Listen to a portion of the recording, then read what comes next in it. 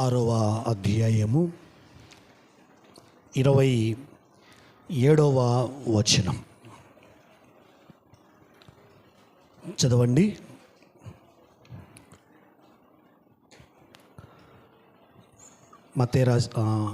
యోహాను రాసిన సువార్త 6వ అధ్యాయము 27వ వచనం. తీసిన వారు చదవండి. క్షయమైన ఆహారము కొరకు కష్టపడకుడి గాని నిత్య జీవము కలుగజేయు అక్షయమైన ఆహారము కొరకే కష్టపడుడి. మనుష్య కుమారుడు దానిని మీకిచ్చును, ఇందుకై తండ్రి అయిన దేవుడు ఆయనకు ముద్ర వేసి ఉన్నాడని చెప్పాను. కరెక్ట్గా పెట్టి కదిలియాకు, వాళ్ళకు నాకు డిస్టర్బ్ చేయకు. ఎందుకంటే ఎక్కువ అంటే వాళ్ళకి ఇబ్బంది, తక్కువైతే నాకు ఇబ్బంది. ఒక లెవెల్లో ఎక్కువ పూర్తిగా తగ్గించేసి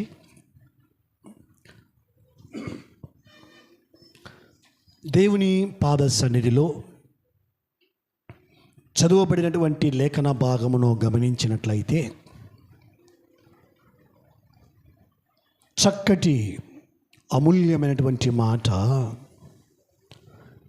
స్వయాన యేసుక్రీస్తు ప్రభుల వారే ఈ మాటను తెలియజేస్తూ ఉన్నాడు.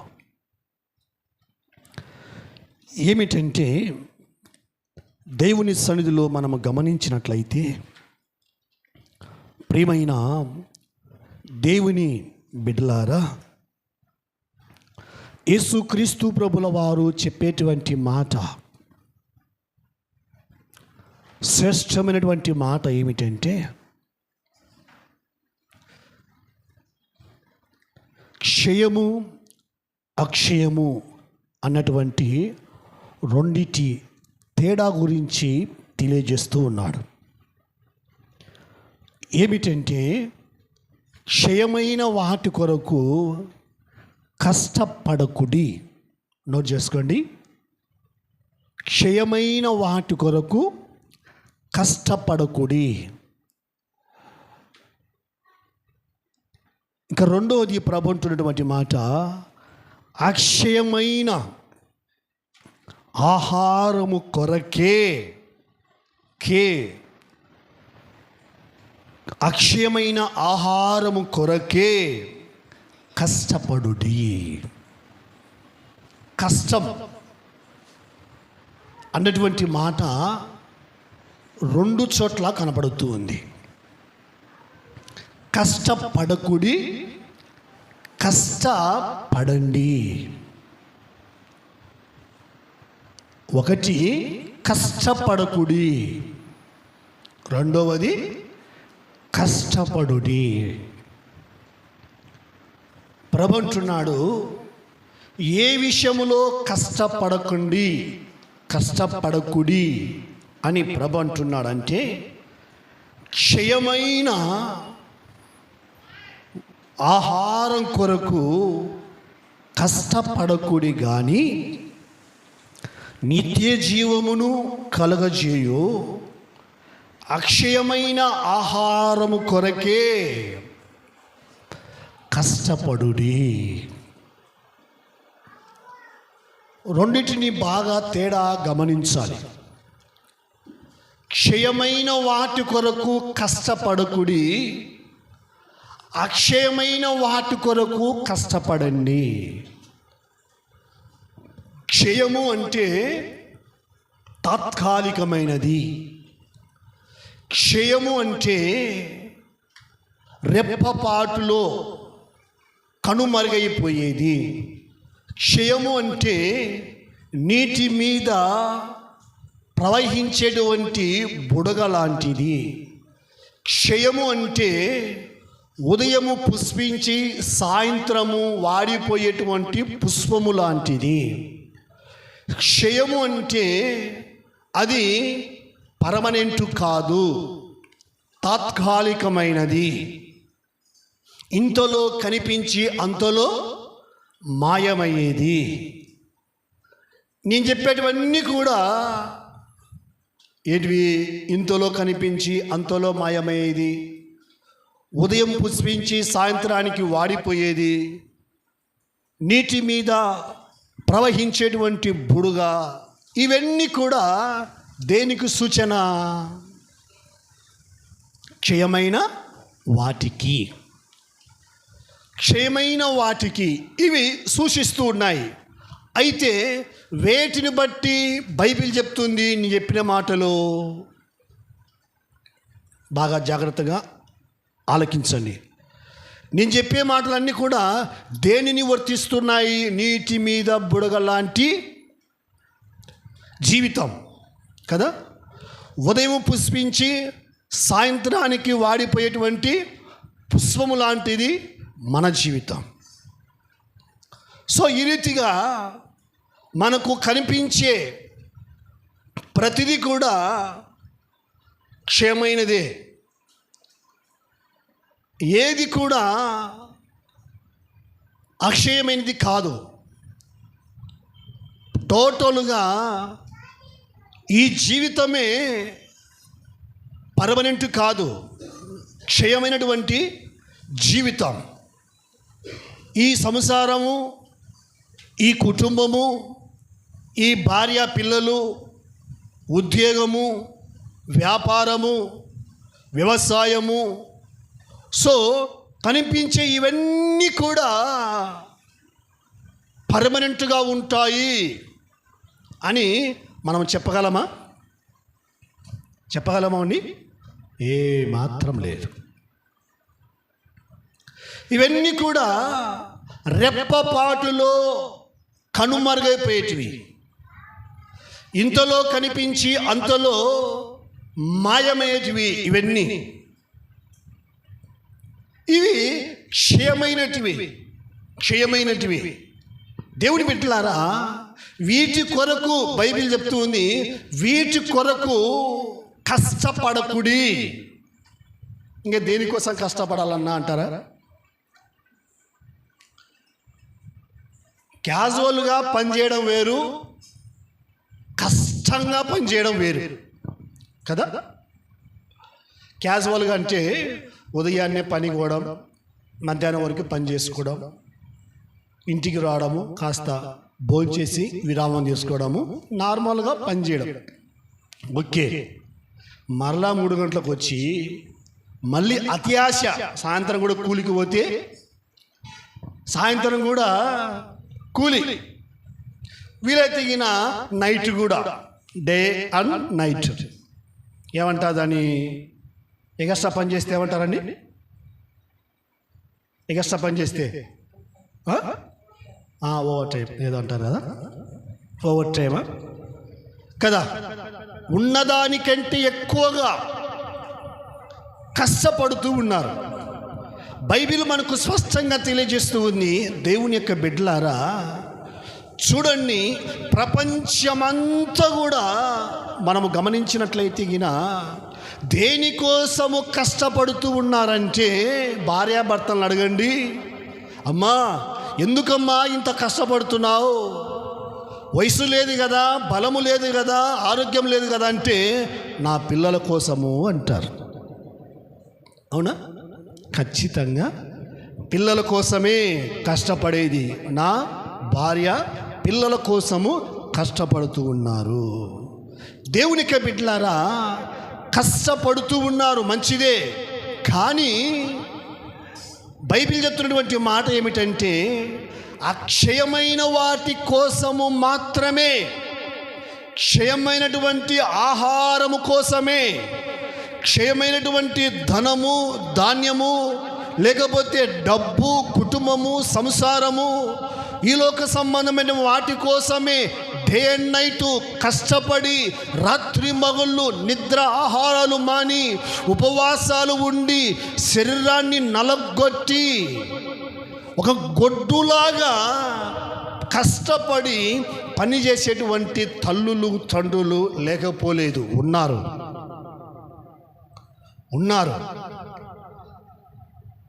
ఖచ్చితంగా ఉన్నారు.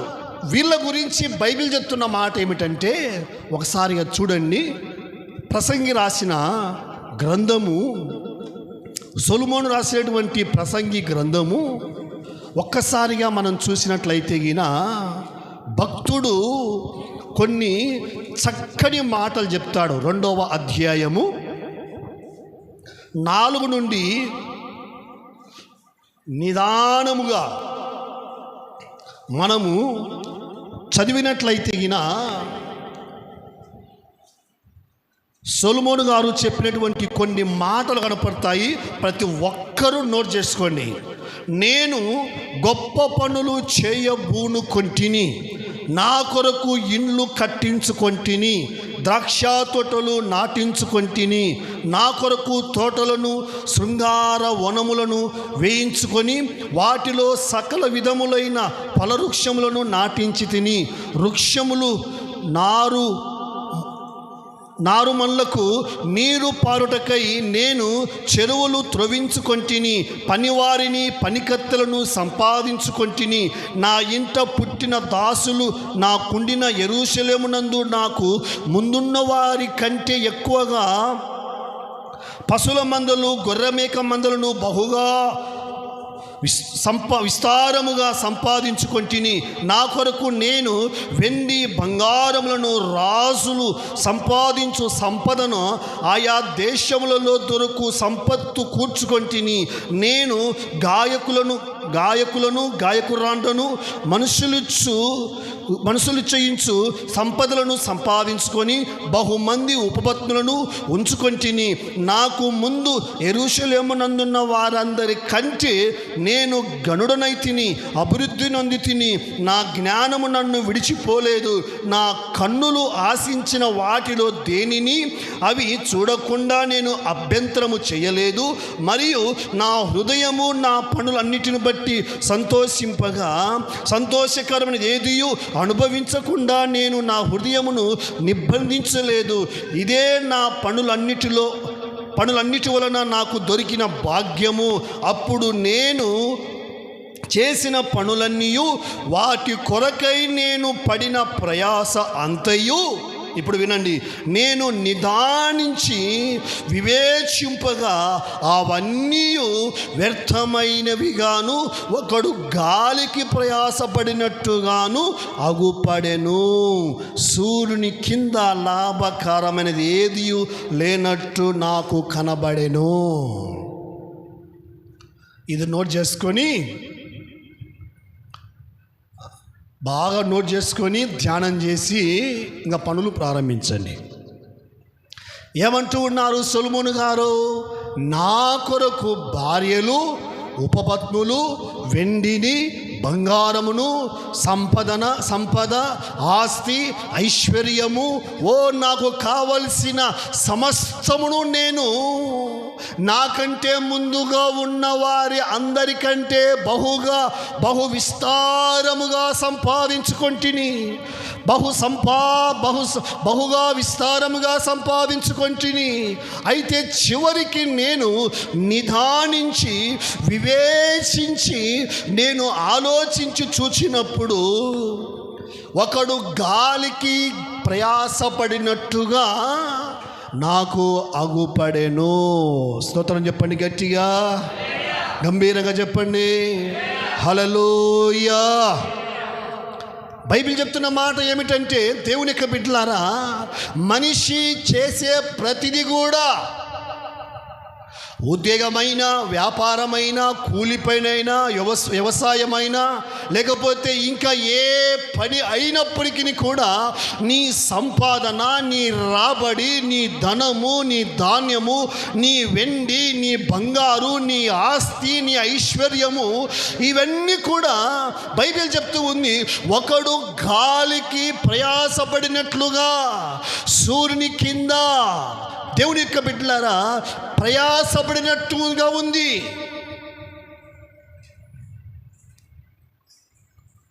అంటూ ఏమంటాడు? అవన్నీ నేను నిదానించి చూచినప్పుడు అన్నీ వ్యర్థమే. హల్లెలూయా. లాభకరమైనది ఏదియు బైబిల్ చెప్తూ ఉంది, దేవుని యొక్క బిడ్డలారా, మనిషి పడేటువంటి ప్రయాస అది లాభం అనుకుంటూ ఉన్నారు. ఇది ఎంతో లాభం అనుకుంటూ ఉన్నారు. బైబిల్ చెప్తూ ఉంది వ్యర్థమే. ఎందుకు వ్యర్థము? ఎందుకు వ్యర్థము? పిల్లలను పెంచి తినగానక సర్ది తిని గడ్డి తిని పిల్లలను పెంచి పెద్ద చేసి ప్రయోజకులు చేస్తే తల్లిదండ్రులను దొబ్బి అనాథ లేక వృద్ధాప్యానికి వృద్ధాశ్రమానికి పంపుతూ ఉన్నారు. నువ్వేమో తినగానక దేవుని ప్రక్కన పెట్టి, దైవాన్ని పక్కన పెట్టి, ఆరాధన పక్కన పెట్టి, ప్రార్థన ప్రక్కన పెట్టి, బైబిల్ ప్రక్కన పెట్టి, సమస్తాన్ని ప్రక్కన పెట్టి పని పని పని పని పని పని సంసారము సంసారము సంసారము సంసారము సంసారం, పిల్లలు పిల్లలు పిల్లలు పిల్లలు పిల్లలు.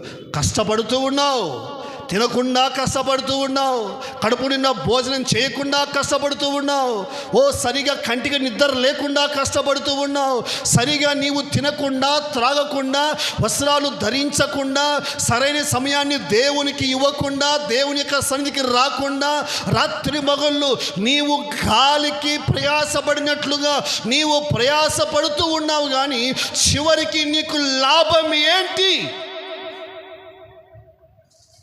ఏమి లాభంలే. చివరికి వృద్ధాశ్రమాలు. దేవునికి బిడ్డలారా, పని చేసుకోవచ్చు, నేను కాదనలేదు, పని చేసుకోవచ్చు. అయితే దేవుని యొక్క వాక్యం చెప్తూ ఉంది, దేవుని ప్రక్కలో పెట్టి కాదు, సంఘాన్ని సహవాసాన్ని దేవునికి ఇవ్వాల్సిన సమయాన్ని దేవునికి ఇవ్వకుండా రాత్రి మగళ్ళు అదే లోకములో నువ్వు ఉండి పడిపోయి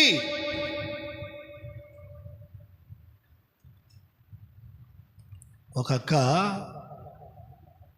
స్కూటీ కొనింది.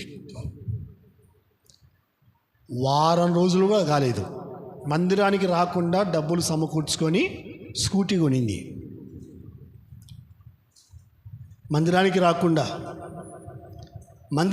రాకుండా నువ్వు ఎంత సంపాదించినా అది సినిగిపోయిన సంచులు వేసినట్టుగా ఉంటుంది. బాగా నోట్ చేసుకోండి. అది ఏదో ఒక రీతిగా అది వ్యర్థమైపోతానే ఉంటుంది. హాస్పిటల్ కన్నా వ్యర్థమవుతుంది, లేకపోతే దొంగలన్నా కన్న వేస్తారు, లేకపోతే ఏదో ఒక రీతిగా అది పిల్లలన్నా వ్యర్థం చేస్తారు. నువ్వు తినగానకుండా ఎత్తి పెడతావు, అది పిల్లలు ఖచ్చితంగా వ్యర్థం చేస్తారు. దేవునికి బిడ్డలారా, స్కూటీ కొని వారం రోజులే నుజ్జు అయిపోయింది. స్కూటీ పనికి రాకుండా అయిపోయింది. నార్మల్గా క్యాజువల్గా ఒక అక్క కూర్చొని స్కూటీ ఆన్ చేసి ఊరికే కూర్చుంది, డబ్బులు ఇచ్చి కాదు, ఊరికే కూర్చుంది, తిప్పింది. ఏది? యాక్సిలేటర్. ఎంతమంది ఆపినా ఆగలే, అది ఎంతమంది ఆపినా వెళుతానే ఉంది. ఆ యొక్క కూర్చుంది దాంట్లో. స్టార్ట్ చేసి తిప్పింది కానీ ఆపేది రాలే, బ్రేక్ పట్టుకునేది రాలే, నిలబెట్టుకునేది రాలే. ఎవరైనా పక్కకు దొబ్బింది వాళ్ళను. ఎవరు? స్కూటీ దొబ్బింది, ఆ యొక్క దొబ్బింది. ఎక్కడ పడిందో స్కూటీకి తెలియదు, ఆమెకు తెలియదు. ఆమె హాస్పిటల్ పాలైంది, స్కూటీ అంతా కూడా నుజ్జు అయిపోయింది, పనికి రాకుండా అయిపోయింది.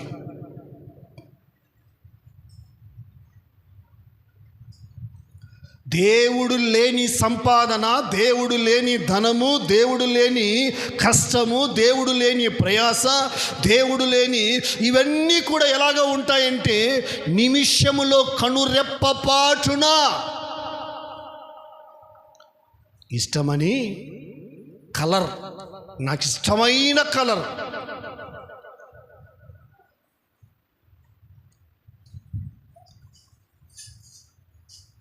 దేవునికి బిడ్డలారా, దేవుని ప్రక్కలో పెట్టి నువ్వు ఎంత కష్టపడి ప్రయాసపడినా కూడా అది ఎలాగా ఉంటుందంటే చినిగిపోయిన సంచిలో వేసినట్లుగానే ఉంటుంది. ఎవరైనా కావచ్చు.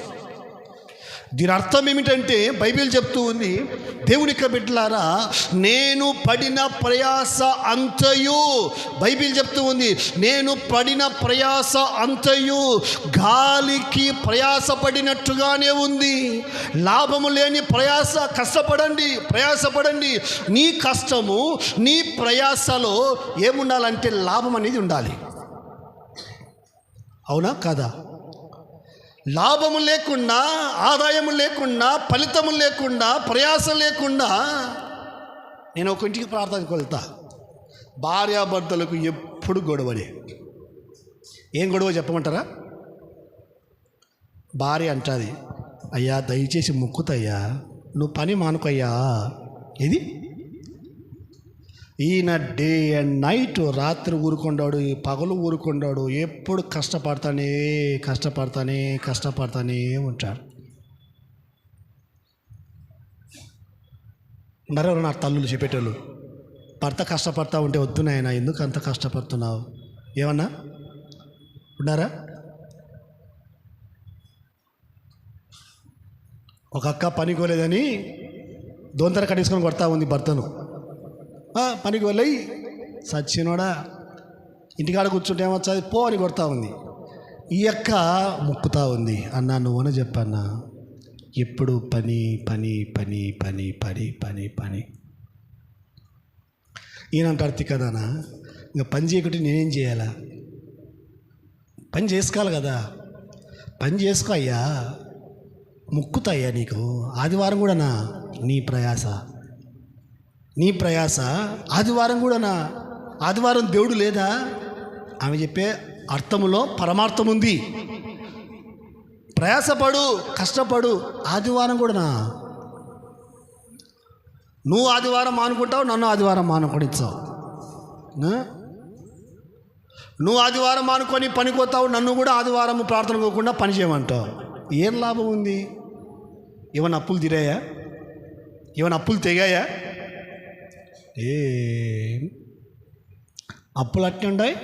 వీళ్ళేమో గాలికి పడినట్టు ప్రయాస పడుతూ ఉన్నారు.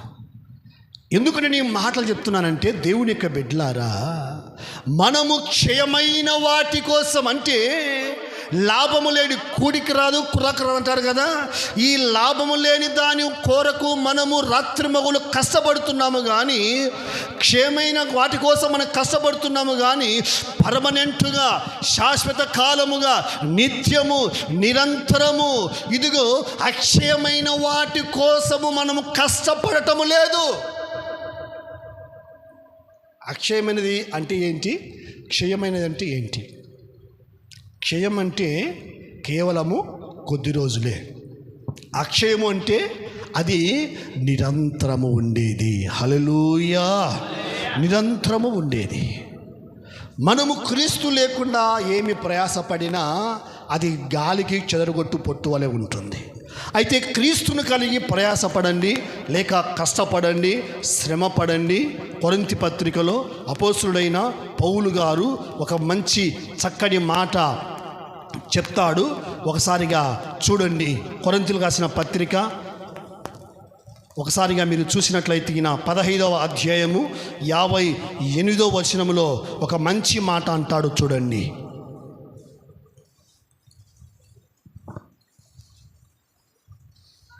కాగా నా ప్రియ సహోదరులారా, మీ ప్రయాసము ప్రభువునందు వ్యర్థము కాదని ఎరిగి స్థిరులను కదలని వారును, ప్రభువు కార్యాభివృద్ధి యందు కదలని వారును,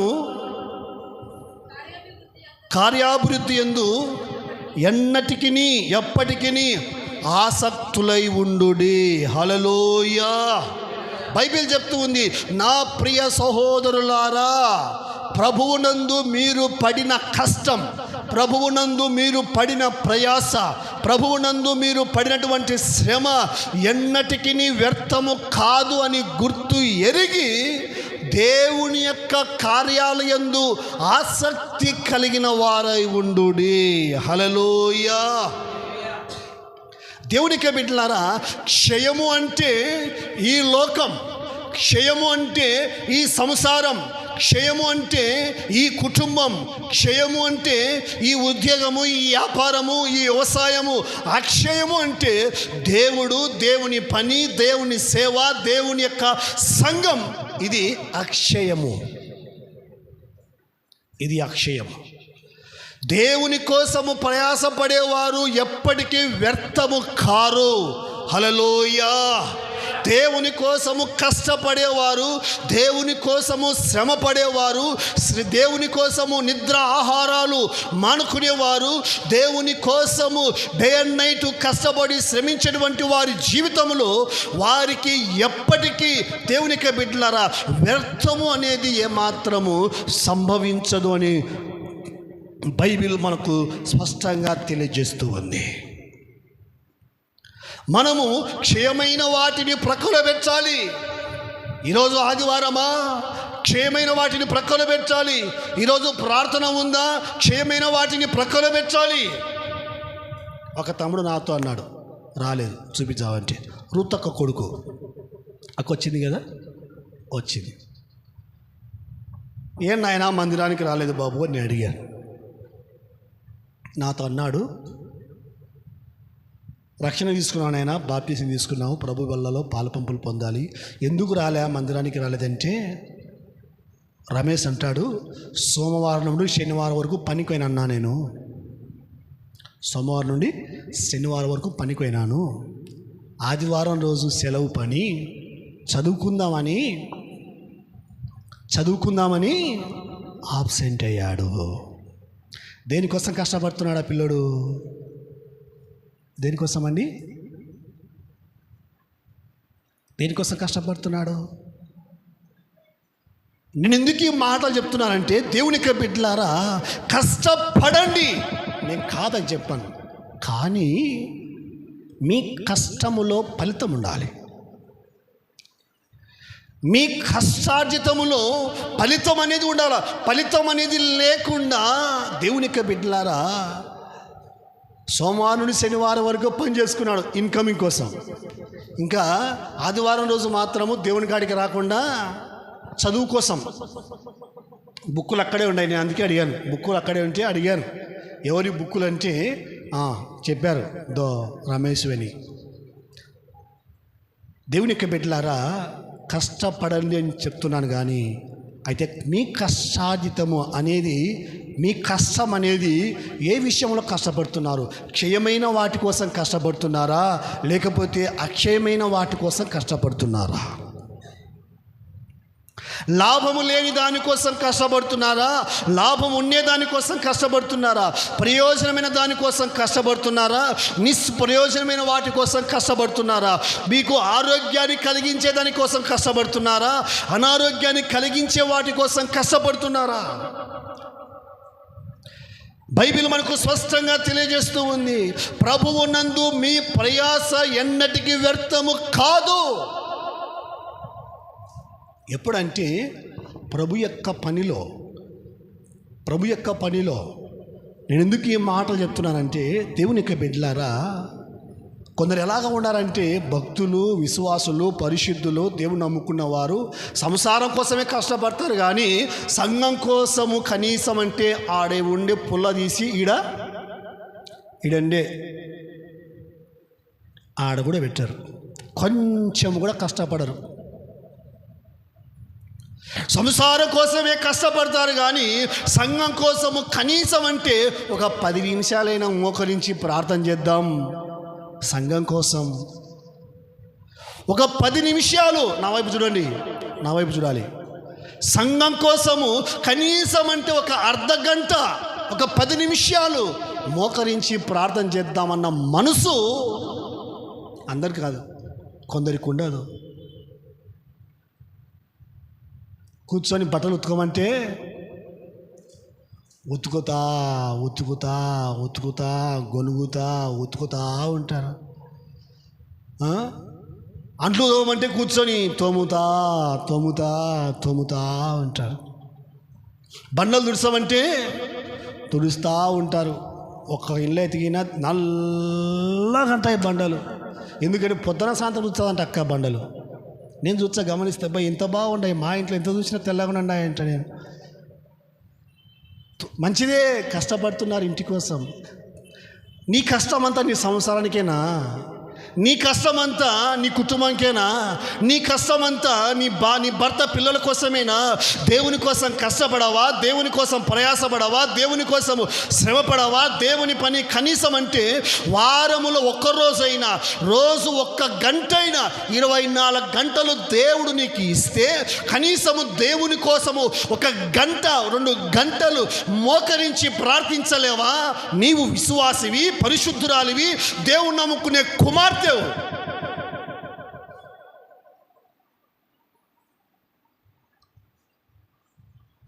చెప్పుకోవడానికి కూడా సిగ్గు. నేను Christian, I am a Christian. ఏం చేయ క్రిస్టియన్? దేవుని కోసం ఏం కష్టపడుతున్నావు? చుట్టంలాగా అలా వచ్చి, అందరికంటే లేట్ వచ్చి, అందరికంటే ముందే. దేవునికి బిడ్డలారా, మీది బాధ పడాలని మాటలు చెప్పలేదు, కానీ మీకు ప్రతిఫలం. బైబిల్లో ఒక వ్యక్తి ఉన్నాడు, మోషే అని ఒక వ్యక్తి. తీసుకోండి, హెబ్రీయులకు రాసిన పత్రిక 11వ అధ్యాయం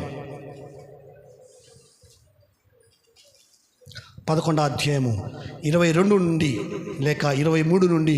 మోషే పుట్టినప్పుడు అతని తల్లిదండ్రులు ఆ శిశువు సుందరుడై ఉండుట చూచి విశ్వాసాన్ని బట్టి రాజు ఆజ్ఞకు భయపడక 3 మాసములు అతన్ని దాచిపెట్టిది. మోషే పెద్దవాడైనప్పుడు విశ్వాసమును బట్టి ఐగుప్తు ధనము కంటే క్రీస్తు విషయమైన నింద గొప్ప భాగ్యమని ఎంచుకొని అల్పకాలము పాప భోగము అనుభవించుట కంటే దేవుని ప్రజలతో శ్రమ అనుభవించుట మేలని యోచించి ఫరో కుమార్తె యొక్క కుమారుడని అనిపించుకున్నటకు ఒప్పుకోలేదు. ఎలా అనగా అతడు ప్రతిఫలముగా కలగబోవు బహుమానమందు దృష్టి ఉంచెను. గట్టిగా చప్పట్లు కొట్టండి, హల్లెలూయా. ఒకసారిగా మోషేను బాగా మీ మైండ్లోకి పెట్టుకోండి. మోషే ఎవరంటే, దేవుని యొక్క బిడ్డలారా, ఒక లేవీయురాలికి జన్మించినటువంటి మోషే. ఆ కాలములో మోషే పుట్టినటువంటి ఆ కాలములో ఐగుప్తు దేశములో ఇశ్రాయేలు ప్రజలు బహు విస్తారంగా దాదాపుగా 30 లక్షల జనాభా సైన్యం ఉందని ఆ దేశంలో ఉన్నటువంటి ఫరో అన్నటువంటి రాజు ఏం చేశాడంటే మగబిడ్డలందరినీ కూడా చంపడానికి ప్రయత్నం చేశాడు. అమ్మాయిలు మాత్రం ఉంచేవాడు, అబ్బాయిలు ఉంచేవాడు కాదు. అలాగని తల్లి తెలియకుండా, దేవునికి బిడ్డలారా, ఆ కాలములో పుట్టగానే మంత్రసాని పంపించేవాడు. కానుపు చేసేది మంత్రసానే కదా. ఫరో మంత్రసానికి చెప్పాడు, ఏ ఇంట్లో అయితే కానుపు అవుతుందో నువ్వు కానుపుకి వెళ్తావు కదా, మగబిడ్డ ఆడబిడ్డ గమనించి వెంటనే చంపేయి. మంత్రసాని రాక మునుపే అరుపులు, కేకలు, వేదన బయటికి వినిపించకుండా సైలెంట్గా మోషే గారి యొక్క తల్లి,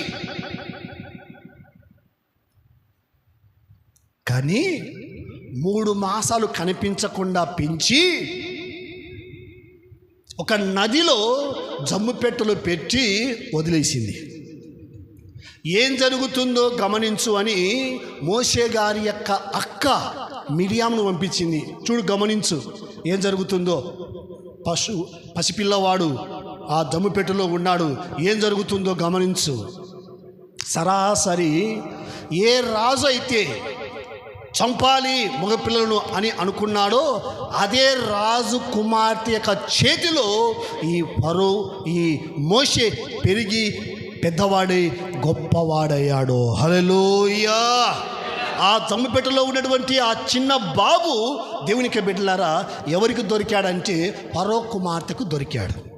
ఫరో కుమార్తె స్నేహితులందరూ కూడా అదే నది దగ్గరికి స్నానం చేయడానికి వచ్చారు. పిల్లవాని కేకలు చూసి, అరుపులు చూసి దగ్గరికి తీసుకొని వచ్చి జమ్ముపెట్టెలో ఉన్నటువంటి మోషేను ఎత్తుకొని, నీటిలో నుండి వచ్చాడు కాబట్టి ఇతనికి మోషే అని పేరు పెట్టింది. ఫరో కుమార్తె యొక్క కుమార్తె, ఫరో కుమార్తె క్షమించండి, ఫరో కుమార్తె పెంచింది, తన చేతుల మీద పెంచింది. ఏ రాజు అయితే చంపాలనుకున్నాడో అదే రాజు కుమార్తె చేతుల మీదుగా దేవునికి బిడ్డలారా మోషే పెరిగి పెద్దవాడై గొప్పవాడయ్యాడు. ఇప్పుడు మోషే ఆ ఫరో తరువాత మోషే ఆ దేశానికి రాజు. ఆ దేశాన్ని సింహాసన ఆసనుడే కావాలి, ఆ దేశాన్ని పరిపాలించాలి, ఆ దేశాన్ని ఏలాలి.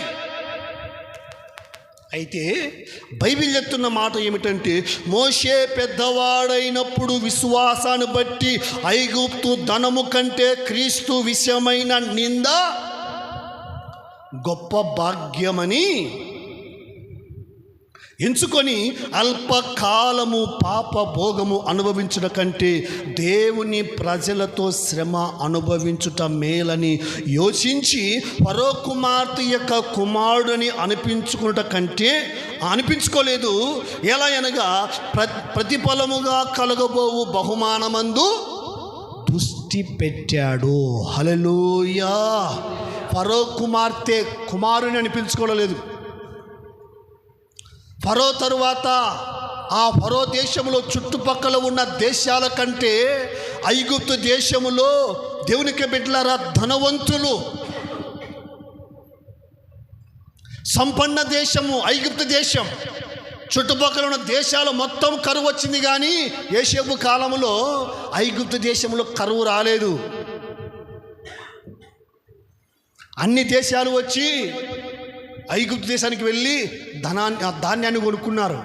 అంత సమృద్ధి కలిగినటువంటి దేశం ఐగుప్తు దేశం. ఆ దేశంలో ఫరో కుమార్తె యొక్క కుమారుని అనిపించుకోలేదు. ఎందుకంటే దేవుని ప్రజలతో శ్రమ అనుభవించుటయే నాకు మేలు. హల్లెలూయా, హల్లెలూయా. మోషే పెద్దవాడైనప్పుడు ఏమని ఆలోచించాడంటే, ప్రతిఫలముగా కలగబోయేటువంటి బహుమానమందు దృష్టి కలిగి పరిగెత్తాడు, కానీ అల్పకాల పాప భోగముల కోసము దేవునికి బిడ్డలారా ఎంత మాత్రము అనుభవించాలని ఆశపడిన వాడు కాదు, ఇష్టపడిన వాడు కాదు, ఏమాత్రము అక్కడ ఉండాలని అనుకున్నవాడు కాదు. ఎక్కడ కష్టపడాలనుకున్నాడు? ఐగుప్తు దేశంలో సుఖం, ఐగుప్తు దేశంలో రాజ పదవి, రాజకోట, రాజసింహాసనం. అయితే సుఖాన్ని కోరుకోలేదు. ఏం కోరుకున్నాడు మోషే గారు? కష్టాన్ని కోరుకున్నారు. క్రైస్తవులంటే అర్థం ఏంటో చెప్పమంటారా? నేను క్రైస్తవులంటే సుఖపడేవాళ్ళు కాదు, క్రైస్తవులంటే కష్టపడేవాళ్ళం. క్రైస్తవులంటే నిందలు అనుభవించేవాళ్ళు, క్రైస్తవులంటే శ్రమలు అనుభవించేవాళ్ళు. నాకు ఏ కష్టాలు లేవు అని ఎవరైనా చెప్తే వాళ్ళు క్రీస్తు బిడ్డలు కాదు.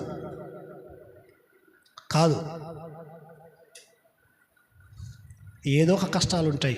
ఏ చెట్టుకు తగిన గాలి అంటారు కదా, ఏదో ఒక కష్టం ఖచ్చితంగా ఉండనే ఉంటుంది. కష్టపడే వారికి ప్రతిఫలం కూడా ఖచ్చితంగా దేవుడు ఇస్తాడు. హల్లెలూయా, హల్లెలూయా. కష్టపడే వానికి ఖచ్చితంగా ప్రతిఫలం అనేది ఉంటుంది. నేను చాలామందిని గుర్తెరుగుదును, చాలామందిని పక్కన పెట్టండి, నేనే గుర్తెరుగుదును. పెళ్ళయ్యేంత వరకు నాకు కష్టం ఏంటో తెలియదు, చిన్న కష్టం ఏంటో తెలియదు.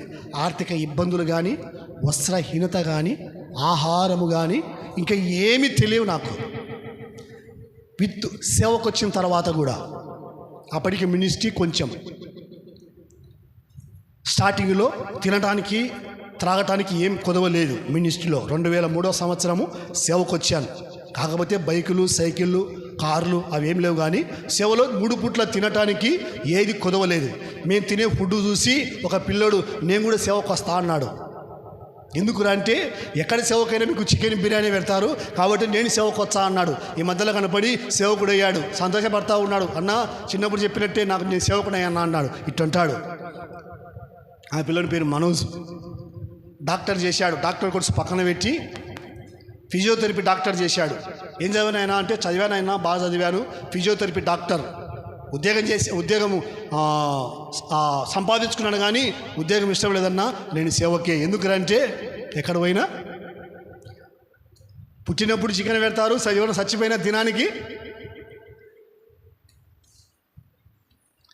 అన్నాడు. తిండికి మాత్రం కొదవలేదు. వాడు అన్నట్టు కరెక్టే, తిండి కొదవ ఉండదు, కానీ దెబ్బలకు మాత్రం, తన్నులకు మాత్రం, కష్టాలకు మాత్రం, శ్రమలకు మాత్రం, నిందలు అవమానాలు మాత్రం ఎన్నో. దేవుడికి బిడ్డలారా, నేను మెత్తుకోనని ఎంత గారాభంగా పెంచారంటే మా అమ్మ నాన్న నన్ను, అంత గారాభంగా. నిద్రపోతే లేపేవాళ్ళు కాదు, ఉదయం 7 అయినా 8 అయినా లేపేవాళ్ళు కాదు అసలు. పెళ్ళైనా కనపడింది నాకు, సుఖాలు కనపడినాయి. ఇక పెళ్ళైన తర్వాత ఆ రోజు ఎవరో కనపడినారు నాకు. పెళ్ళైన ఒక వారానికో నెలకో పశువులో కనపడినాడు. ఏం చేస్తున్నావు తమ్ముడు అంటే, సేవ చేస్తున్నా అన్న. నేను సేవకుని అన్నా, మంచిదన్నా, అయితే సేవలో కష్టాలు బాగా వస్తాయన్నా అన్నాడు. అవునన్నా అన్న. బాగా అంటే ఆయన చెప్పిన దానికంటే ఊహకు అందని రీతిగా, ఉద్దేశించిన దానికంటే ఇంకా ఎక్కువగా, భరించలేనంత, సహించలేనంత, నిలవలేనంత, ప్రార్థన చేసుకోలేనంత, బైబిల్ చదువుకోలేనంత, సేవ చేయలేనంత ఎన్నో కష్టాలు. దేవునికి బిడ్డలారా, నేను ఎందుకు ఈ మాట చెప్తున్నానంటే, దేవుని సన్నిధిలో మనం పడుతున్న కష్టాన్ని బట్టి దేవుడు ఖచ్చితంగా ఒకరోజు ఇక్కడ లేకపోవచ్చు, కానీ ప్రతిఫలము పరలోకములో మనకు ఖచ్చితంగా దొరుకుతుంది. గట్టిగా చప్పలు కొట్టండి, కొట్టాలి గట్టిగా. హల్లెలూయా. ఇక్కడ మనకు ప్రతిఫలం దొరకకపోవచ్చు, దొరుకుతుంది. ఇక్కడ దొరకకపోయినా, మత్తయి సువార్తలో అదే అంటారు కదా శిష్యులు యేసు ప్రభుతో, ప్రభువా మేము సమస్తాన్ని విడిచిపెట్టి నిన్ను వెంబడిస్తున్నాం కదా ప్రభువా, మాకేంటి నైనా లాభం అంటే, యేసు ప్రభు అంటాడు చూడండి, మత్తయి రాసిన సువార్త 19వ అధ్యాయము 27వ వచనం, పేతురు, ఇదిగో మేము సమస్తమును విడిచిపెట్టి నిన్ను వెంబడించితివి గనక మాకేమి దొరుకునని ఆయనను అడగగా, యేసు వారితో ఇట్లనను, ప్రపంచ పునర్జన్మనందు మనిషి కుమారుడు తన మహిమగల సింహాసనం మీద ఆసీనుడై ఉన్నప్పుడు నన్ను వెంబడించిన మీరును 12 సింహాసనముల మీద ఆసీనులై ఇశ్రాయేలు 12 గోత్రముల వారికి తీర్పు తీర్చుదురు.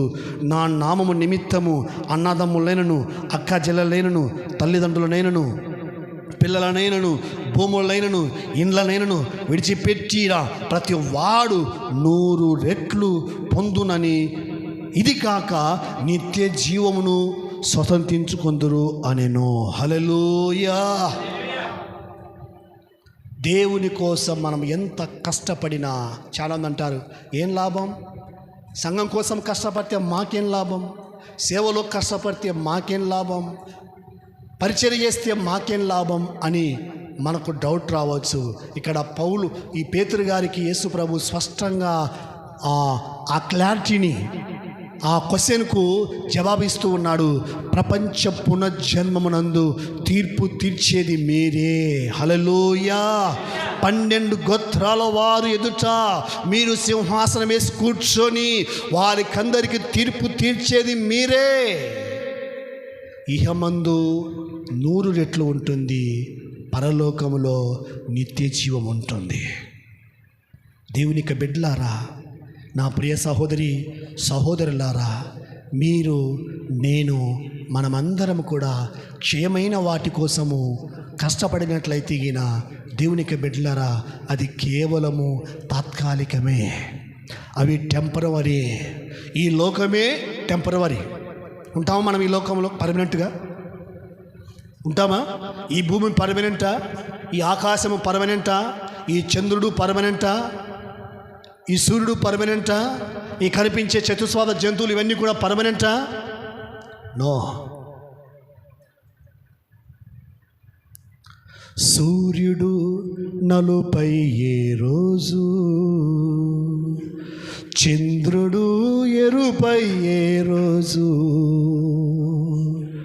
సూర్యుడు నలుపయ్యే రోజు, చంద్రుడు ఎరుపయ్యే రోజు, భూకంపం కలిగే రోజు,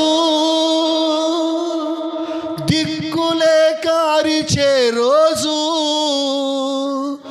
ఆ రోజు శ్రమ నుండి తప్పించే నాదుడు లేడు. ఆ రోజు శ్రమ నుండి తప్పించే నాదుడు లేడు. అదే ఆ రోజు యేసయ్య ఉగ్రత రోజు, 7 శ్రమల రోజు, పాపులంతా ఏడ్చే రోజు. అదే ఆ రోజు సూర్యుడు ఎరుపయ్యే రోజు, చంద్రుడు ఏ రోజు, సూర్యుడు నలుపయ్యే రోజు, చంద్రుడు ఎరుపయ్యే రోజు, భూకంపం కలిగే రోజు, దిక్కులేక ఏడ్చే రోజు, భూకంపం కలిగే రోజు, దిక్కులేక ఏడ్చే రోజు, ఆ రోజు శ్రమ నుండి తప్పించే నాదుడు లేడు. అదే ఆ రోజు.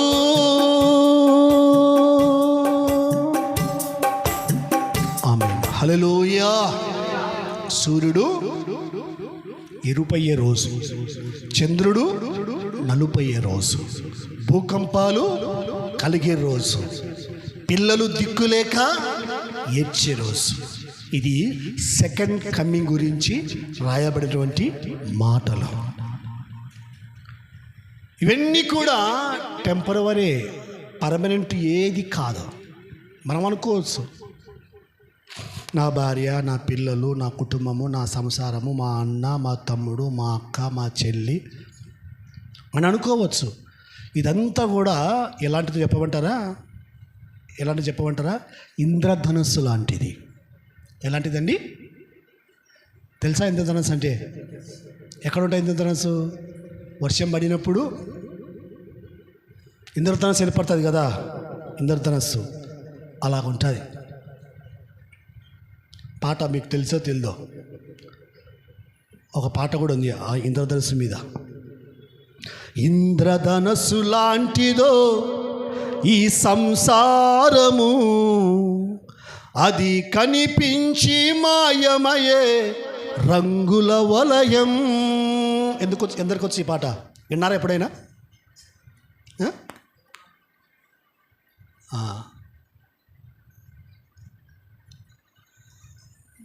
సౌండ్ ఎక్కువ లేదు కదా, సరిపోయింది కదా? ఓకే.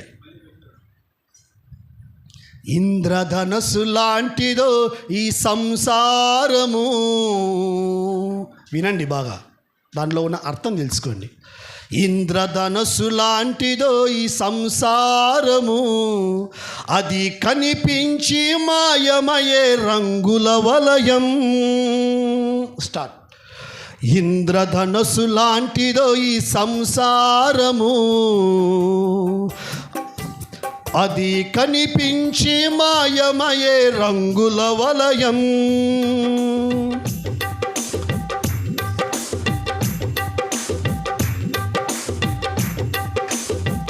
ఇంద్రధనస్సు లాంటిదో ఈ సంసారము, అది కనిపించి మాయమయే రంగుల వలయం. గడ్డి పువ్వు లాంటిదో ఇలలో సౌఖ్యం, గడ్డి పువ్వు లాంటిదో ఇలలో సౌఖ్యం. అది పాపానికి జీతమురా, మనిషికి మరణం. నిత్యమైన సుఖము వెదకరా, నిత్యమైన సుఖము వెదకరా, నిరతరం ప్రభును కోరరా. మూడు నాళ్ళ ముచ్చట కోసం ఈ మనిషి పడే తపన చూడరా. మూడు నాళ్ళ ముచ్చట కోసం ఈ మనిషి పడే తపన చూడరా. నీటి బుడగలాంటి జీవితం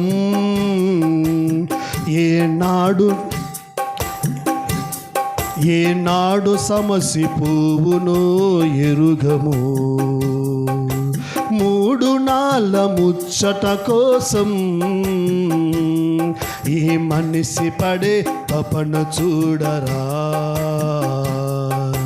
మనిషికి తన మనసే చెరసాలరా, మమతలు మమకారాలు బంధాలురా. మనిషికి తన మనసే చెరసాలరా, మమతలు మమకారాలు బంధాలురా. వల్ల కాటి వరకేరా భవబంధాలు, నీ కల్లానికి చేరవురా అనుబంధాలు. వల్ల కాటి వరకేరా భవబంధాలు, నీ కల్లానికి చేరవురా అనుబంధాలు.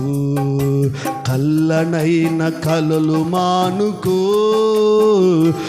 ఎల్లవేళలా ప్రభును వేడురా. కల్లలైన కలలు మానుకో, ఎల్లవేళలా ప్రభును వేడుకో. మూడు నాళ్ళ ముచ్చట కోసం ఈ మనిషి పడే తపన చూడరా. హల్లెలూయా. అర్థమైందా పాట? మనిషికి తన మనసే చెరసాలరా. ఇదంట మనిషికి చెర అంటే చెరసాల అంట మనసు. మనిషికి తన మనసే ఒక చెరసాల లాంటిది. మమతలు మమకారాలు ఏమంట? మమతలు మమకారాలు బంధాలురా. వల్ల కాటి ఒరకేరా బహుబంధాలు, కల్లానికి చేరవురా అనుబంధాలు. చెప్తాయా? ఇది మనిషి యొక్క జీవితం. ఇది ఒక సేవకుడు రాసిన పాట కాదు, ఒక విశ్వాసి రాసిన పాట. ఒక విశ్వాసి రచించేటువంటి పాట అంట ఇది. దైవ సేవకులు సుధాకర్ అన్న గారు బాగా వాడేవారు. వాళ్ళు ఎవరు నాకు తెలియదు, అన్నగారు వాడింటే నేను వినేవాని. కొత్తగా అప్పుడు ప్రభు నమ్ముకున్న మానవ ఎక్కడికో నీ పైన మా పాట, ఈ పాట, ఇంకో కొన్ని పాటలు బాగా ఆత్మ సంబంధమైన పాటలు బాగా పాడేవాడు, బాగా వినేవాడిని, నేర్చుకునేవాడిని. అప్పుడు నేర్చుకునే పాట గుర్తు తెచ్చుకొని రాసుకొని మీకు నేర్పిస్తున్నా. హల్లెలూయా, హల్లెలూయా. మనం ఏమనుకుంటామంటే సంసారము ఇల్లు కుటుంబము కొందరు విడిచిపెట్టి రారు. దేన్ని 11 అయింటుంది, ఇంటిని విడిచిపెట్టి రారు. కట్టేసింటుంది ఇండ్లు, అయస్కాంతము లెక్క అత్తుకొని ఉంటారు, ఇంట్లోనే అంతుకొని ఉంటారు. బైబిల్ చెప్తూ ఉంది, నీ బంధాలు నీ మమకారాలన్నీ కూడా ఒళ్ళకాటి వరకే, కల్లానికి చేరవు. చేరతాయా? నీతో పాటు నువ్వు చచ్చే నీ భార్య ఏమైనా పాతి పెడతారా? నో. ఇవన్నీ కూడా తాత్కాలికమైనటివే. భార్య భర్త దేవుడిచ్చిన వాళ్ళే, కానీ దేవుడిని మర్చిపోయి భార్యనే అంటారు కదా, అమ్మను భార్య బెల్లం అంట, అమ్మ అల్లం.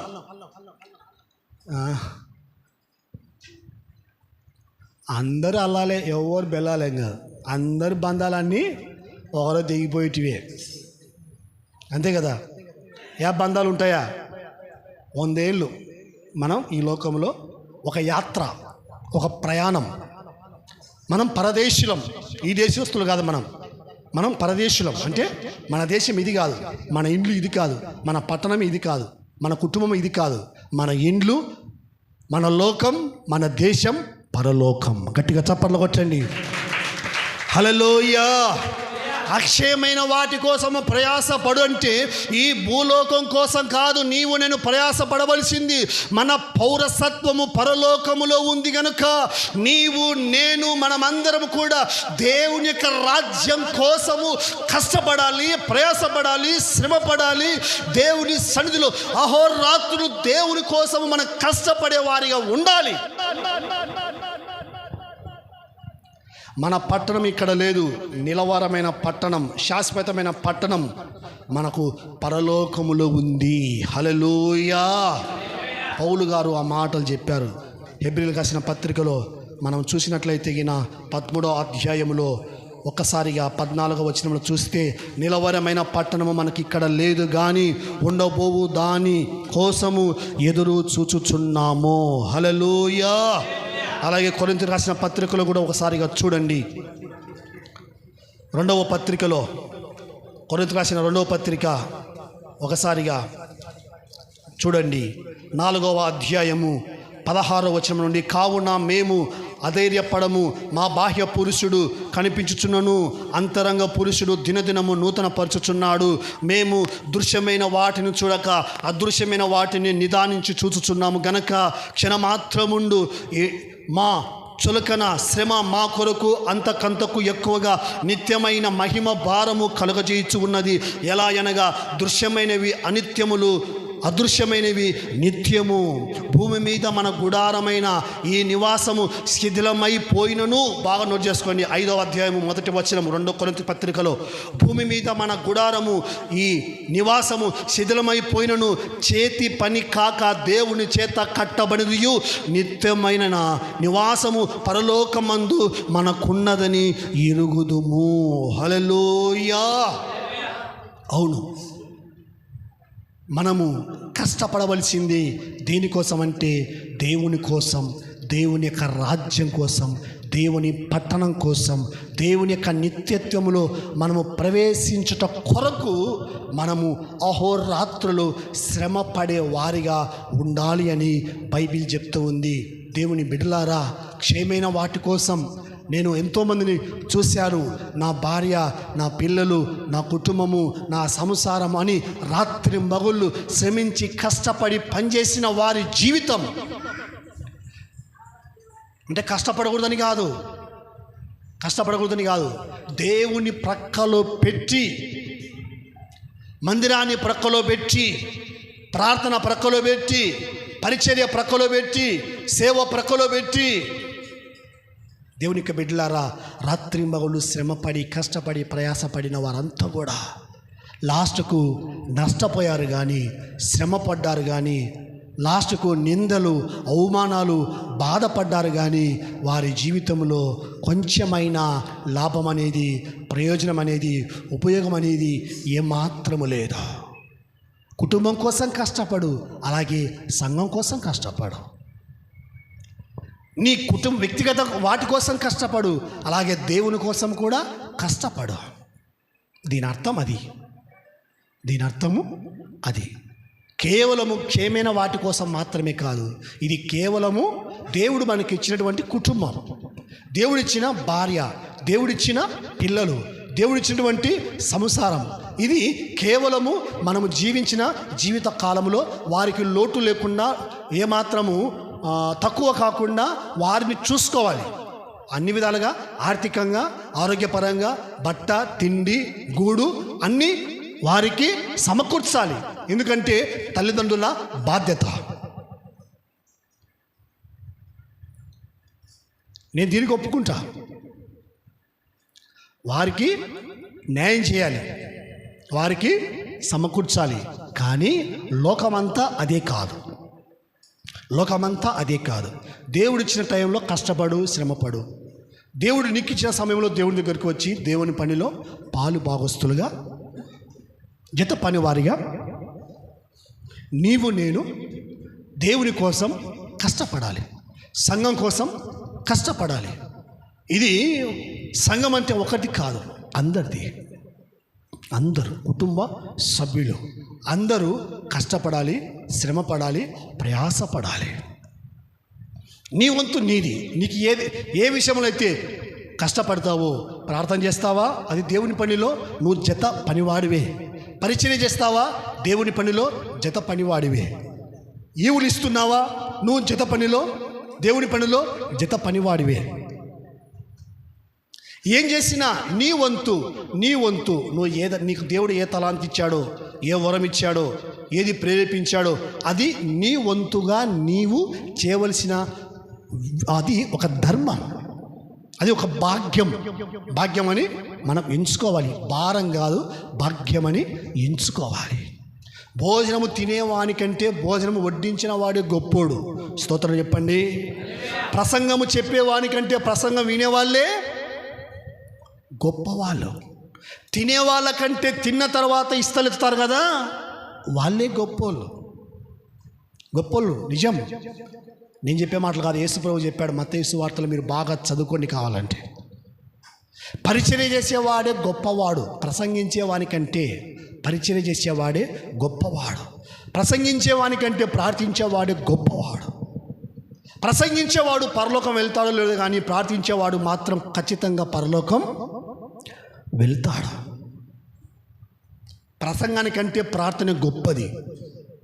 ప్రసంగం కంటే, నేను మళ్ళీ చెప్తున్నా, ప్రసంగానికంటే ప్రార్థన గొప్పది. ప్రసంగము మీ హృదయాలను కదిలిస్తుందేమో కానీ ప్రార్థన దేవుని గుమ్మాన్ని కదిలిస్తుంది. హల్లెలూయా. దేవుని శాసనాన్ని తిప్పేస్తుంది ప్రసంగం. ప్రార్థన దేవుడు చేయబోయే కీడును చేయకుండా త్రిప్పేశాడు. ఎప్పుడు నేనే పట్టణపు వారు ఉపవాసం ఉండి ప్రార్థించినప్పుడు దేవునికి బిడ్డలారా, గొప్పది భూమి మీద ఏంటంటే ప్రార్థన. కష్టపడండి, కనీసం ఒక గంట అయినా మోకరించండి. మోకరించడం నేర్చుకోండి. ఒక గంట మోకరించండి, ప్రాక్టీస్ చేయండి. అలవాటు కాకపోతే 10 నిమిషాలు, 20 నిమిషాలు. ప్రాక్టీస్ లేకుండా ఏది దొరకదు. ఇంగ్లీష్లో ఒక సామెత ఉంది, ప్రాక్టీస్ మేక్స్ మ్యాన్ పర్ఫెక్ట్ అంట. ఏదండి? Practice makes man perfect. సాధన చేస్తే ఎలాంటి వాడైనా గొప్పవాడవుతాడు. హల్లెలూయా. మోకరించడం నేర్చుకోండి. మోకాళ్ళకి ఏదైనా అడ్డం వచ్చి తీసి పక్కన పడేయండి.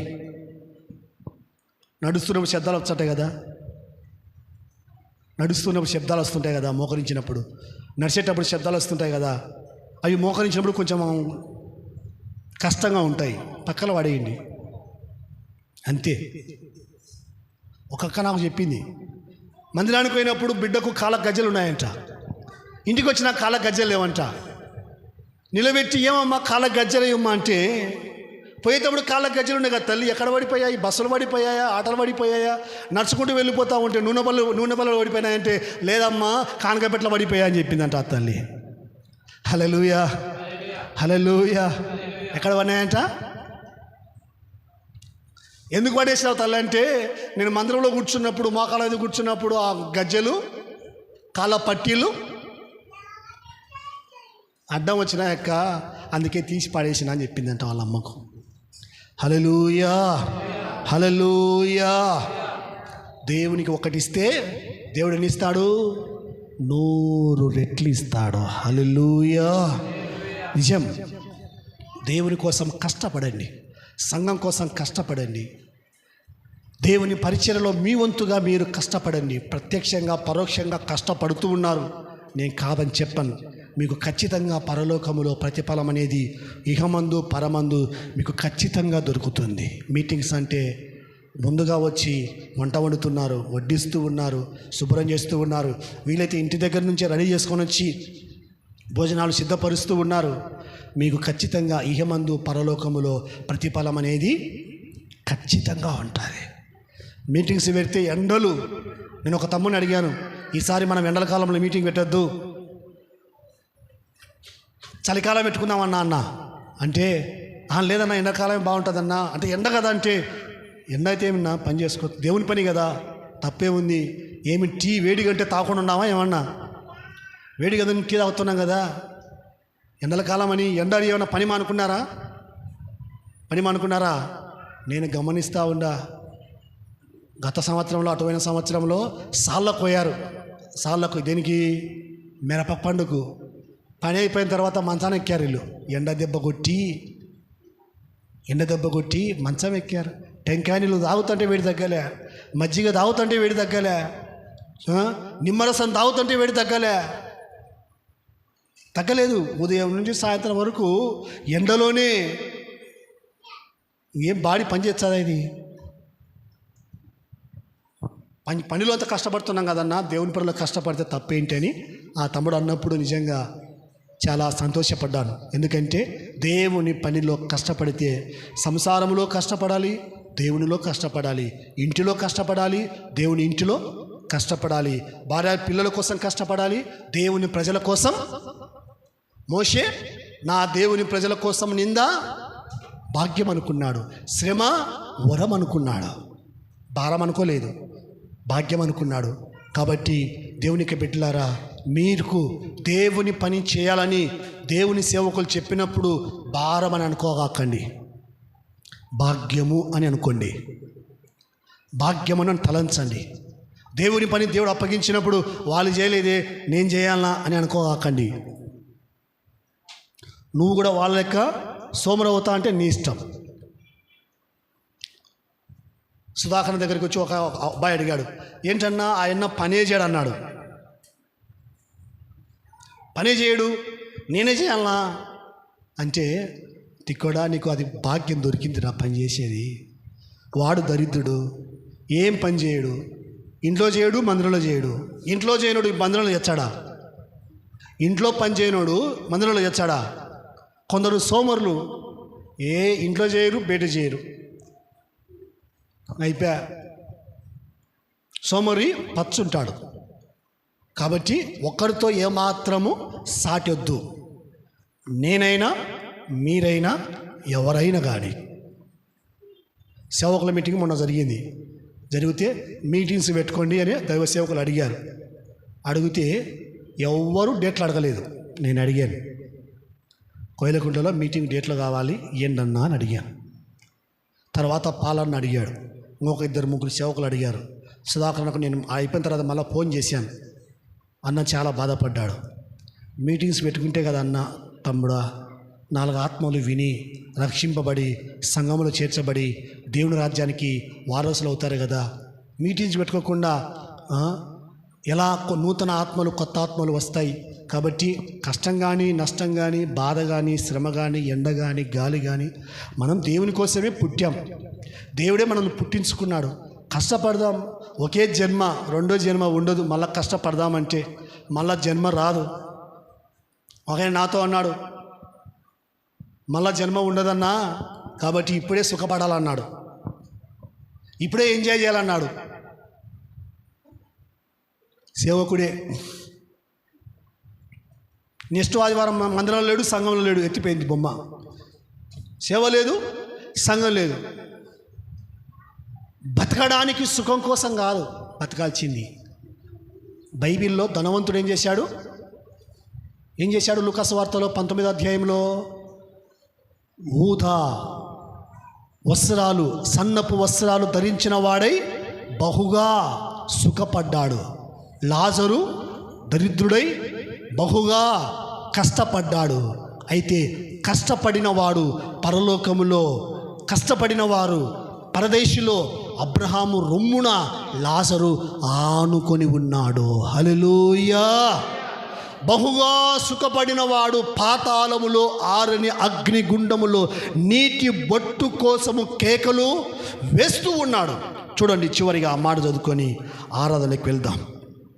లూకా రాసిన సువార్త 19వ అధ్యాయం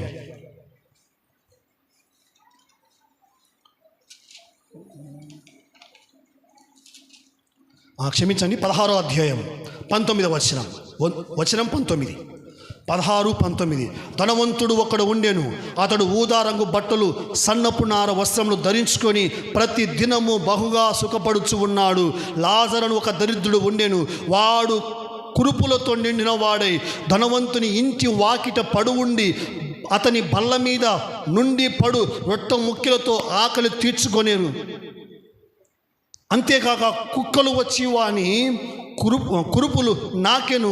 ఆ దరిద్రుడు చనిపోయెను. దేవదూతల చేత అబ్రహాము రొమ్మున ఆనుకున్నటకు కొనుపోబడెను. ధనవంతుడు కూడా చనిపోయి బాగా గుర్తుపెట్టుకొని, ధనవంతుడు కూడా, దరిద్రుడే కాదు, ధనవంతునికి కూడా చావు వస్తుంది. చనిపోయి పాతి పెట్టబడెను.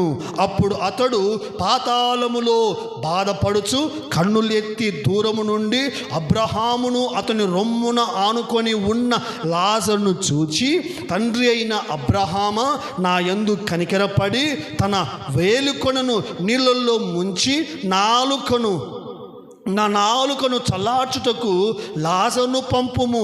నేను ఈ అగ్ని జ్వాలలలో యాతన పడుచున్నానని కేకలు వేసి చెప్పెను. అందుకు అబ్రహాము, కుమారుడా, నీవు నీ జీవితకాలమంతయు, బాగా గుర్తుపెట్టుకోండి, నీకిష్టమైనట్టు సుఖము అనుభవించితివి, అలాగునే లాజరు కష్టము అనుభవించినని జ్ఞాపకము చేసుకొనుము. ఇప్పుడైతే వాడు ఇక్కడ నెమ్మది పొందుచు ఉన్నాడు, నీవు యాతన పడుచు ఉన్నావు. హల్లెలూయా. ఇక్కడ లాజరు నెమ్మదిగా ఉన్నాడు, నీవు యాతన పడుచు ఉన్నావు. ఎందుకంటే అక్కడ భూలోకములో నీవు బహుగా సుఖపడ్డావు. సన్నపు నార వస్త్రాలు ధరించి బహుగా సుఖం. చాలామంది ఎప్పుడు సుఖమే కావాలి, కష్టమొద్దు. బహుగా సుఖపడ్డావు, అందుకే నీవు ఇక్కడ యాతన పడుతున్నావు, అరుస్తూ ఉన్నావు, కేకలు వేస్తూ ఉన్నావు. నీళ్లు లేని స్థలములో యాతన పడుతున్నావు.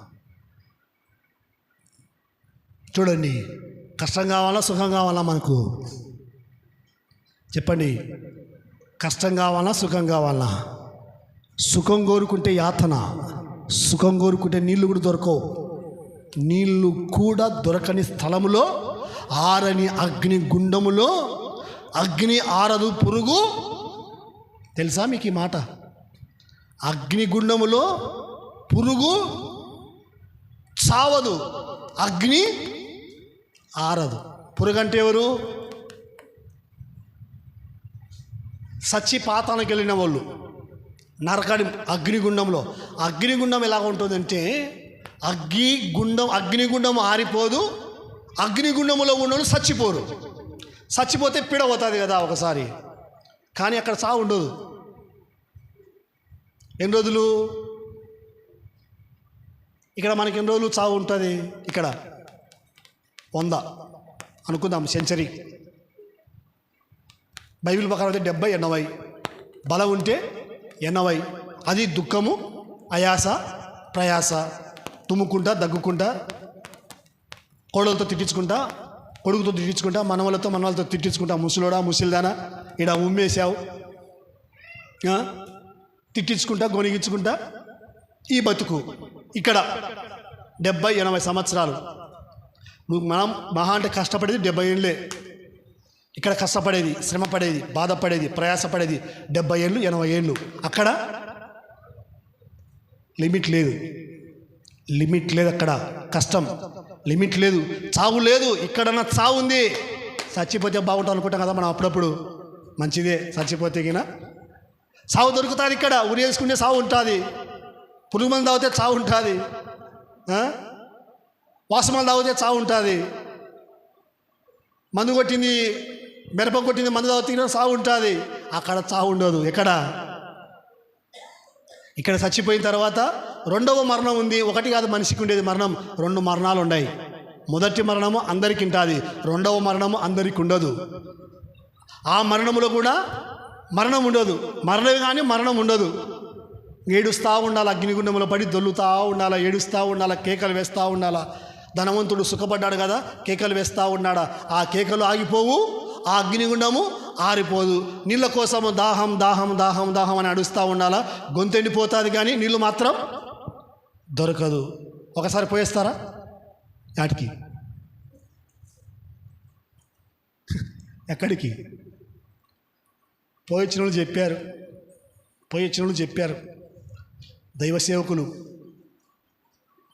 దైవ సేవకులకు కొందరికి దేవుడు ఆ వరం ఇస్తాడు. పరలోకాన్ని తీసుకొని పోతాడు దేవుడు, పాతాలను తీసుకొని పోతాడు దేవుడు. చూడరా బాబు అని బాడీ ఇక్కడే ఉంటుంది, ఆత్మను తీసుకుపోతాడు చూడు నాయనా అని. హెజ్కేల్ని ఎలాగైతే ప్రార్థన చేస్తూ ఉంటే లోయలోకి తీసుకుపోతాడు కదా, లోయలోకి హెజ్కేల్ పోలేదు, హెజ్కేల్ ఆత్మ పోతుంది. ఆత్మ పోయి ఎండిపోయిన ఎముకలు చూపిస్తాడు కదా, హెజ్కేలు ఎండిపోయిన ఎముకలు మాట్లాడతాయని. అలాగా లోయలోకి తీసుకుపోయినట్లుగా దేవుని సేవకులను కొందరిని, అందరినీ కాదు కొందరిని, దేవునికి సేవకుడు సన్నిహిత సంబంధం ఎక్కువగా ఉంటారు కదా, వాళ్ళని తీసుకుపోతాడు పరలోకం. ఇదో పరలోకం ఎలాగ ఉంటుందిరా, దేవదూతలు, 24 పెద్దలు, సింహాసనము, 6 జీవులు, ఇలాగ ఉంటుందిరా. నా సింహాసనం ఇది నాయన, యేసుప్రభు వస్త్రాలు, ఆయన తల వెంట్రుకలు, ఆయన ముఖము, ఆయన తేజస్సు, ధవలవర్ణుడు, రత్నవర్ణుడు, కోటి సూర్యుల కంటే వెలుగైన వాడు, చంద్ర తారల కంటే అందమైన వాడు, మనోహరుడు, అతి సుందరుడు, సర్వాంగ సుందరుడు అని ఆయన వర్ణిస్తూ ఉంటారు దైవ సేవకులు. టైం ఎక్కువైందే, అయితే వాళ్ళండి హల్లెలూయా వాళ్ళు చెప్తా ఉంటారు. పేతురు బైబిల్లో యోహాను చెప్పాడు కదా, ఆత్మవశుడయ్యాడు కదా యోహాను, పరవశుడయ్యాడు కదా, వర్ణించాడు కదా సెకండ్ కమింగ్ గురించి, పాతాళం గురించి, పరలోకం గురించి వర్ణించాడు కదా యోహాను గారు. నూనెలో కాల్చారు ఆయనను, నూనెలో. దేవునికి బిడ్డలారా, కాబట్టి మనము ఈ లోకంలో కష్టపడినా పర్వాలేదు, నష్టపోయినా పర్వాలేదు, శ్రమ పడినా పర్వాలేదు, దేవుని కోసం నిలబడదాం, దేవుని కోసం పనిచేద్దాం. కానీ పరలోకములో మాత్రం మనము ఎలాగైతే లాజరు అబ్రహాము రొమ్మున ఆనుకొని బహుగా సుఖపడుతున్నాడో, నెమ్మదిగా ఉంటున్నాడో, దేవునికి బిడ్డలారా, అక్కడ ఆకలి, దప్పిక, కరువు, కష్టము, కన్నీళ్ళు, శ్రమలు, అరుపులు, కేకలు, నిందలు, అవమానాలు అక్కడ ఏమాత్రము ఉండవు. హల్లెలూయా. అక్కడ చీకటి ఉండదు, ఆకలి ఉండదు, దాహము ఉండదు, అల్లర్లు ఉండవు, గొడవలు ఉండవు, పీకులాటలు ఉండవు, భార్య పిల్లలు అనేటువంటి ఆందోళన ఉండదు. అందరము దేవుని ఆరాధిస్తూ నిత్యము దేవునితో బ్రతుకుతాము, నిత్యము ఆనందంగా సంతోషంగా. ఇక్కడ మనం ఎలాగైతే పాటలు పాడి ఆరాధన చేసి ఉంటామో అక్కడ కూడా 24 hours అదే పని. హల్లెలూయా. కాబట్టి మీ ఇష్టం, మీ నిర్ణయం. దేనికోసం కష్టపడతారు? క్షేమైన వాటి కోసం కష్టపడతారా, అక్షయమైన వాటి కోసం కష్టపడతారా? దేవుని కోసం కష్టపడదాం. బహుమానం ఉంటుంది, ప్రతిఫలం ఉంటుంది, జీతం ఉంటుంది, పరలోకం ఉంటుంది, నిత్యత్వం ఉంటుంది, నిత్య రాజ్యంలో మనకు స్థానం ఉంటుంది. ఈ లోకంలో అన్నీ కూడా ధనమైన, ధాన్యమైన, డబ్బైన, ఉద్యోగమైన, వ్యాపారమైన ఏదన్నా కానీ అది కొద్ది రోజులే దొరుకుతుంది, కొద్ది రోజులే ఉంటుంది. తర్వాత మన నుండి వేరైపోతుంది, దూరం అయిపోతుంది, దుఃఖ పెడుతుంది, బాధ పెడుతుంది, శ్రమ పెడుతుంది. కాబట్టి దేవుని కోసం మీకందరికీ ప్రేమతో చెప్తున్నాను, దేవుని కోసం కష్టపడండి. కష్టపడాలని మనసున్నట్లయితే కష్టముగా అనిపించదు. మీకు తెలియదు, నేను వారం రోజులు పోలీస్ స్టేషన్ చుట్టూ తిరుగుతూ ఉన్నా పర్మిషన్ కోసం, మీటింగ్ పర్మిషన్ కోసం. వారం రోజులు, సోమవారం నుండి నిన్న శనివారం వరకు ప్రతిరోజు ఎస్ఐ పోలీస్ స్టేషన్ కాడికి, సిఐ పోలీస్ స్టేషన్ కాడికి తిరుగుతూ ఉన్న ఎండకు. వెళ్తే ఉండరు, ఉంటే అది కావాలి ఇది కావాలని 10 సార్లు, ఒకసారి కాదు 10 సార్లు. దేవుని కోసం మనము ఎండనక, గాలనక, శ్రమనక కష్టపడి దిగిన దేవుడు ఖచ్చితంగా మన జీవితంలో మనకు ప్రతిఫలం ఇస్తాడు. హల్లెలూయా. ప్రతిఫలం ఇస్తాడు. కాబట్టి దేవుని కోసం మనం ప్రయాసపడదాం. ప్రయాస అంటే ఏదో కాదు, మోకరించండి. దేవుని సన్నిధిలో మీటింగుల కోసం ప్రార్థన చేయండి, సంఘం కోసం ప్రార్థన చేయండి, నశించిపోయే ఆత్మల కోసం ప్రార్థన చేయండి. ఎంతోమంది తల్లుల యొక్క కడుపు శోకముతో బాధపడుతున్నారు. పిల్లల విషయంలో, భర్త విషయంలో, భార్య విషయంలో, రకరకాల కుటుంబంలో వ్యక్తిగతంగా ఎంతోమంది నలిగిపోతున్నారు. పిల్లలు లేరని బాధ, పిల్లలు ఉన్న తర్వాత మరొక బాధ, వాడు త్రాగుడుపోతాయి, తిరుగుపోతాయి, పిల్లలు రకరకాలుగా వారి స్థితిగతులు బట్టి తల్లులు ఎంతో శోకముతో బాధపడుతున్నారు. వాళ్ళ కోసం మనం ప్రార్థన చేయాలి.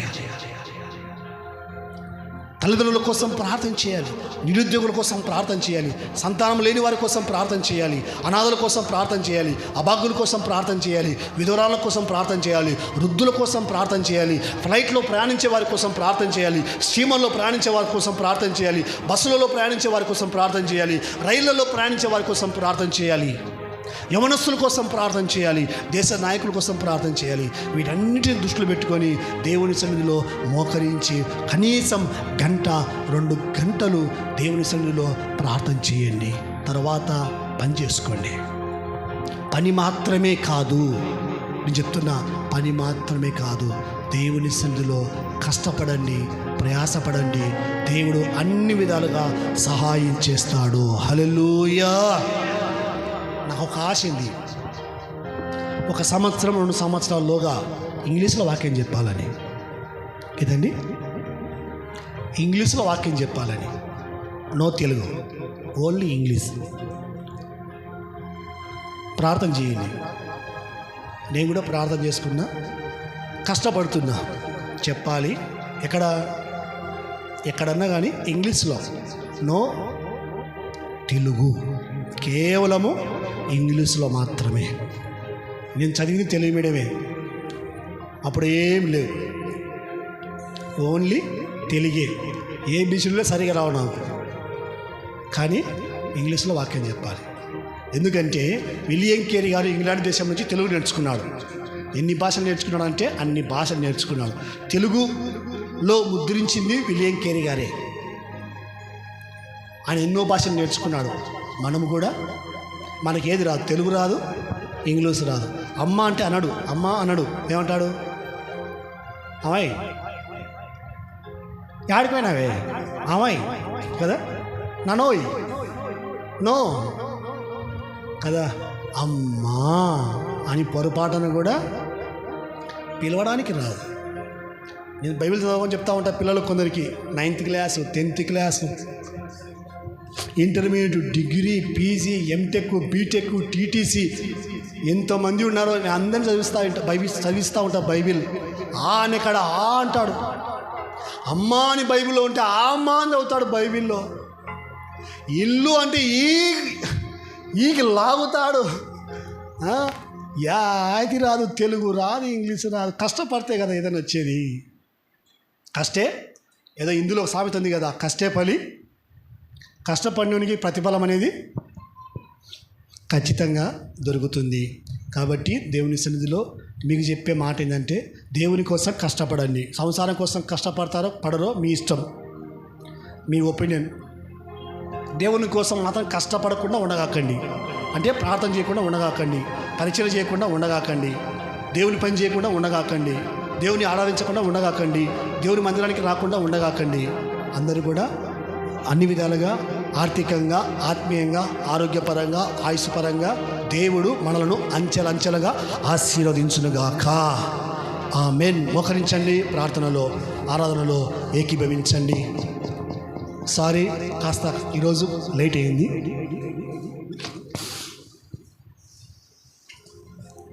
అందరూ మోకరించండి, ఆరాధనలో ఏకీభవించండి.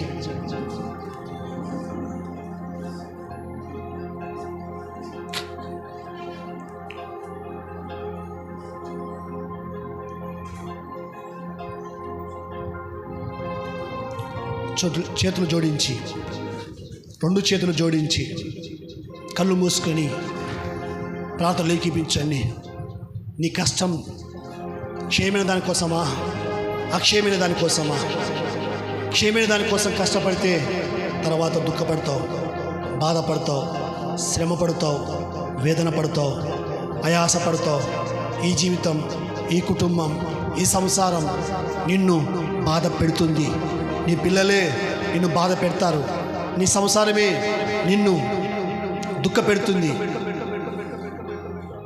దేవుని కోసం కష్టపడు, దేవుని కోసం ప్రయాసపడు, దేవుని కోసం శ్రమపడు, దేవుని కోసం అహోరాత్రులు పరిగెత్తు.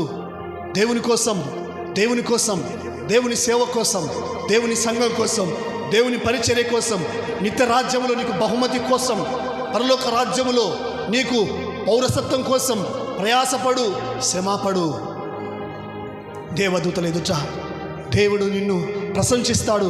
ఇదిగో నా కుమారుడు పుట్టింది మొదలుకొని ఈ లోకములో ఎంతో శ్రమపడ్డాడు, కష్టపడ్డాడు, ప్రయాసపడ్డాడు, నిద్రాహారాలు మానుకున్నాడు, కాలుకు చెప్పులు లేకపోయినా, వస్త్రాలు లేకపోయినా, తినడానికి లేకపోయినా నా కోసము అహోరాత్రులు నిలవకుండా, పడుకోకుండా, నిద్రించకుండా ఇదిగో నిద్రాహారాలు మానుకొని పరిగెత్తాడు. నా కోసము శ్రమపడ్డాడు, నా కోసం ప్రయాసపడ్డాడు అని దేవదూతల ఎదుట గొప్పగా ఘనపరుస్తాడు. నిన్ను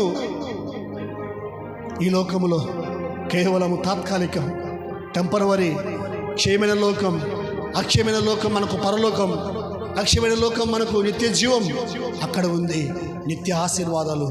కాబట్టి దేవుని సన్నిధిలో మనమందరం కూడా రెండు చేతులు జోడించి దేవుని అడగండి, అయ్యా క్షేమైన వాటి కోసం ఇన్ని రోజులు కష్టపడ్డాను తండ్రి, కానీ నెమ్మది లేదు, సంతోషం లేదు, సమాధానం లేదు, ఆనందం లేదు, ఆశీర్వాదం లేదు.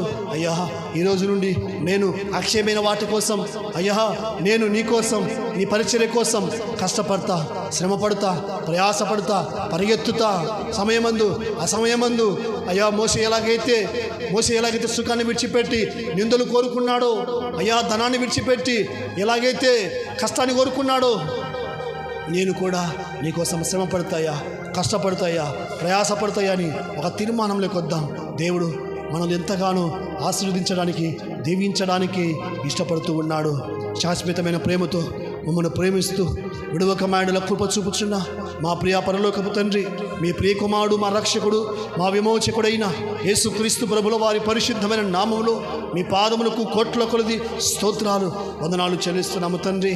నాయన అక్షయమైన వాటి కోసం కష్టపడకుడి, నాయన క్షేమైన వాటి కోసం కష్టపడకుడి, అక్షయమైన వాటి కోసమే కష్టపడుడి. అయ్యా క్షమితమైన వాటి కోసం కష్టపడకుడి. ఇదిగో పర్మనెంట్గా ఉండే దానికోసము కష్టపడండి. ఈ లోకములో ఏది స్థిరమైనది కాదు, అస్థిరమైనదే అని లేఖనములో మీరు సెలవిచ్చారు తండ్రి. స్తోత్రాలు, వందనాలు చెల్లిస్తున్నాం. ప్రతిఫలంగా నా తండ్రి దొరకబోయేటువంటి ఆయా బహుమానం కోసం, జీతం కోసం, ఆశీర్వాదాల కోసం, పరలోకం కోసం, పౌరసత్వం కోసం మేమందరం కూడా కష్టపడినట్లు, ప్రయాసపడినట్లు, పరిగెత్తునట్లుగా సహాయం చేయండి, కృప చూపండి తండ్రి. మీ పాదములకు స్తోత్రాలు, వందనాలు చెల్లించుకుంటూ పరలోకపు నా తండ్రి, పరిశుద్ధాత్మ దేవుడా, నీ మాటలు విన్నా నన్ను, మమ్మల్ని అందరినీ కూడా దీవించండి, ఆశీర్వదించండి, ఆత్మతో నింపండి, అభిషేకించండి, నీ కృపతో నింపండి, నీ పరిశుద్ధాత్మతో నింపండి. మేమందరం కూడా నైనా పరమనెంట్ దానికోసము కష్టపడినట్లుగా సహాయం చేయండి తండ్రి. మీ పాదములకు స్తోత్రాలు, వందనాలు చెల్లించుకుంటూ నా ప్రభా, నా తండ్రి, మనందరినీ కూడా మీరే సాధన చేయండి, నడిపించండి, సహాయం చేయండి. యేసయ్య పరిశుద్ధమైన నామములో నా తండ్రి నాయన మా కొరకు రక్తం కార్చారు, గాయాలు పొందారు, సిలువను మోసారు, నలిగిపోయారు, కరిగిపోయారు, ఇరిగిపోయారు, దంచబడ్డారు, ఈడ్చబడ్డారు, ప్రాణమే పెట్టారు. అందును బట్టి మీకే కృతజ్ఞతలు చెల్లించుకుంటూ ఇన్ని మేలు చేసిన మీకు ఏమి చెల్లించలేక మా స్తుతి ఆరాధన మీ ప్రియకుమారుడు, మా రక్షకుడైన యేసయ్య పరిశుద్ధమైన నామములో మీకే సమర్పించి వేడుకుంటున్నాము తండ్రి. ఆమేన్. అలాగే ప్రార్థనలు ఉండండి, బల కొరకు ప్రార్థన చేసుకుందాం.